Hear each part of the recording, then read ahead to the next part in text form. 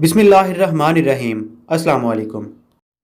नबी अकरम सल्लल्लाहु अलैहि वसल्लम ने दज्जाल को फितना अजीम करार दिया है और इस वक्त दुनिया में जो मौजूदा हालात हैं जिनमें जंगें हों, नित नई बीमारियां हों, मुआशी और समाजी तबाहकारियाँ हों, गर्ज आपको इंसानी तबाहकारियों के जहाँ जहाँ जो जो आसार नज़र आ रहे हैं उनके पीछे दज्जाल की आमद की तैयारियाँ हैं।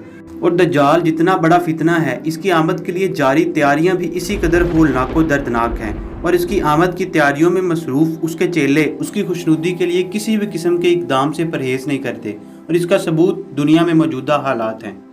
यूँ तो हम मुसलमानों के लिए दज्जाल के मुतल्लिक आगाही और इसकी आमद की सच्चाई को मानने के लिए किसी दलील की कोई ज़रूरत ही नहीं थी, क्योंकि इसके मुतल्लिक आगाह करने वाले सादिक़ व अमीन नबीउल मुरसलीन हज़रत मोहम्मद सल्लल्लाहु अलैहि वसल्लम का इसको फितना अजीम कह देना ही काफ़ी था। लेकिन आज का हमारा मुआशरा कुछ ज़्यादा ही मॉडर्न और जिद्दत पसंद है। ये दज्जाल को महज एक दकियानूसी और पुरानी सोच कहकर नज़रअंदाज करता है। हालांकि सरकारे दो जहां सल्लल्लाहु अलैहि वसल्लम के इरशादात के बाद हमें दज्जाल की आमद के सिलसिले में किसी हुज्जत की ज़रूरत ना पड़ती। जिस तरह यहूदियों को दज्जाल का इस कदर इल्म ना था जो उन्होंने हुजूर पाक सल्लल्लाहु अलैहि वसल्लम की मुसलमानों को खबरदार करने से मुतल्लिक अहादीस से अखज़ कर लिया। आज यहूदी दज्जाल की आमद के लिए सदियों से मुंतज़िर रहने के बाद शिद्दत से पुकार रहे हैं। उन्हें ये यकीन हो चला है कि उनकी दज्जाल के हवाले से तमाम तर तैयारियाँ मुकम्मल हैं। लेकिन दूसरी जानिब जिन मुसलमानों को आगाह किया गया था वो या तो दज्जाल के जिक्र को महज पुरानी बातें करार देते हैं और या फिर इसके जिक्र से खौफ महसूस करते हुए इस पर बात करना गवारा ही नहीं करते, और या इन्हें दज्जाल का जिक्र करते शर्म सी महसूस होती है कि लोग क्या कहेंगे वगैरह वगैरह। खैर, आज की वीडियो का मकसद दज्जाल के मुतल्लिक अहादीस मुबारका की रूह से इन लोगों को आगाही देना है जिनके ख्याल में दज्जाल नामी कोई चीज़ वजूद ही नहीं रखती, या रखती है तो ये बातें पुरानी हैं, तो हदीस की रूह से दज्जाल की आमद को साबित करते हैं। और गुजारिश है कि अब वो वक्त आन पहुंचा है कि आप दज्जाल को पढ़ें, उसे समझें और इस फितने से आगाह रहें। अबू वदक से रवायत है कि सैयदना अबू सईद खिदरी रज़ियल्लाहु तआला अन्हु ने मुझसे कहा कि क्या खरूजे दज्जाल के ज़हूर का इकरार करते हैं? मैंने कहा जी नहीं। उन्होंने कहा रसूलुल्लाह सल्लल्लाहु अलैहि वसल्लम ने फरमाया, मैं 1000 बल्कि इससे ज़ायद नबियों के बाद आया हूँ। हर नबी जिसकी पैरवी की गई उसने अपनी उम्मत को दज्जाल से खबरदार किया है, लेकिन मुझे उसकी ऐसी अलामतें बयान की गई हैं जो किसी दूसरे नबी को नहीं बतलाई गई थी। याद रखो कि दज्जाल काना होगा और तुम्हारा रब काना नहीं। दज्जाल की दाईं आंख भींगी और इस तरह नुमायां होगी जैसे किसी चूना गच दीवार पर बलगम या खनकार का निशान हो, और इसकी बाईं आंख चमकते हुए तारे की मानिंद होगी। हर जुबान बोलने वाले उसके साथ होंगे। उसके पास जन्नत के मुशाबे सरसब्ज बाग होगा जिसमें पानी बह रहा होगा, और जहन्नम के मुशाबे भी एक स्याह चीज़ होगी जो धुआं छोड़ रही होगी। सैयदा अस्मा बिनते यजीद से रवायत है, वो कहती हैं हम नबी करीम सल्लल्लाहु अलैहि वसल्लम के साथ आप सल्लल्लाहु अलैहि वसल्लम के घर में मौजूद थे। आप सल्लल्लाहु अलैहि वसल्लम ने फरमाया, ज़हूर दज्जाल से 3 साल कबल आसमान 1/3 पानी और ज़मीन 1/3 फसल रोक लेगी। जब दूसरा साल आएगा तो आसमान 2/3 पानी और ज़मीन 2/3 फसलें रोक लेगी। फिर जब तीसरा साल शुरू होगा तो आसमान मुकम्मल तौर पर अपना पानी और ज़मीन मुकम्मल तौर पर अपनी फसलें रोक लेगी। टापों वाले ऊँट और खुरों वाली गाय, बैल, भेड़, बकरी और घोड़े, गधे सब हलाक हो जाएंगे। इतने में उधर दज्जाल आन पहुँचेगा। एक देहाती आदमी से कहेगा, अगर मैं तुम्हारी ऊँटनियों को मोटी ताज़ी और दूध से भरी थनों की सूरत में पैदा करके दिखाऊं तो क्या तुम मान जाओगे कि मैं तुम्हारा रब हूँ? वो कहेगा हाँ बिल्कुल।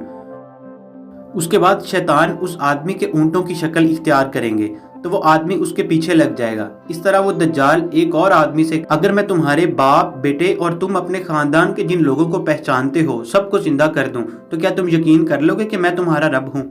वो कहेगा हाँ बिल्कुल।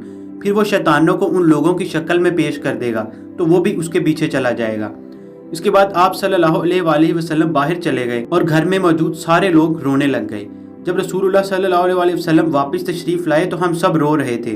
आप सल्लल्लाहु अलैहि वसल्लम ने पूछा, तुम लोग क्यों रो रहे हो? मैं, अस्मा ने कहा, अल्लाह के रसूल, आपने दज्जाल के मुतल्लिक जो कुछ बयान किया उसकी वजह से।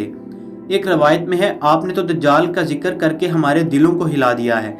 अल्लाह की कसम, मेरे अहल की एक लौंडी है, जब वो आटा गूंथती है तो अभी तक अपना काम पूरा नहीं करती कि भूख की वजह से टूटने लग जाती है। एक रवायत में है कि जब हम आटा गूंथती हैं तो अभी तक रोटी नहीं पकाती कि भूख लगी होती है। تو اس وقت ہم کیا کریں گے؟ رسول اللہ صلی اللہ علیہ وآلہ وسلم نے فرمایا اس وقت اہل ایمان کو کھانے پینے کی بجائے تکبیر، تسبیح اور تحمید کفایت کریں گے۔ پھر آپ صلی اللہ علیہ وآلہ وسلم نے فرمایا تم لوگ نہ رو، کیونکہ اگر میری موجودگی میں دجال کا ظہور ہو گیا تو میں اس کا مقابلہ کر لوں گا، اور اگر میرے بعد ہوا تو ہر مسلمان پر خلیفہ اللہ تعالیٰ خود ہوگا۔ مسلم بن ابراہیم نے بیان کیا، انہوں نے کہا ہم سے حشام دستوائی نے بیان کیا، ان سے یحییٰ بن ابی کثیر نے بیان کیا، ان سے ابو سلمہ نے اور ان سے ابو ہریرہ رضی اللہ تعالیٰ عنہ نے بیان کیا کہ رسول اللہ صلی اللہ علیہ وآلہ وسلم اس طرح دعا کرتے تھے: اے اللہ، میں قبر کے عذاب سے تیری پناہ چاہتا ہوں، اور دوزخ کے عذاب سے، اور زندگی اور موت کی آزمائشوں سے، اور کانے دجال کی بلا سے تیری پناہ چاہتا ہوں۔ اسحاق نے بیان کیا، ان سے انس بن مالک رضی اللہ تعالیٰ عنہ نے بیان کیا کہ رسول اللہ صلی اللہ علیہ وآلہ وسلم نے فرمایا کوئی ایسا شہر نہیں ملے گا جسے دجال پامال نہ کرے گا سوائے مکہ اور مدینہ کے۔ ان کے ہر راستے پر صف بستہ فرشتے کھڑے ہوں گے جو ان کی حفاظت کریں گے۔ پھر مدینہ کی زمین 3 مرتبہ کانپے گی، جس سے ایک ایک کافر اور منافق کو اللہ تعالیٰ اس سے باہر کر دے گا۔ ابو نعیم نے بیان کیا، ہم سے شیبان نے بیان کیا، ان سے یحییٰ نے اور ان سے ابو سلمہ نے، انہوں نے ابو ہریرہ رضی اللہ تعالیٰ عنہ سے سنا، آپ نے بیان کیا کہ نبی کریم صلی اللہ علیہ وآلہ وسلم نے فرمایا کیوں نہ میں تمہیں دجال کے متعلق ایک ایسی بات بتا دوں جو کسی نبی نے اپنی قوم کو اب تک نہیں بتائی۔ وہ کانا ہوگا اور جنت اور جہنم جیسی چیز لائے گا، پس جسے وہ جنت کہے گا در حقیقت وہی دوزخ ہوگی، اور میں تمہیں اس کے فتنے سے اسی طرح ڈراتا ہوں جیسے نوح علیہ السلام نے اپنی قوم کو ڈرایا تھا۔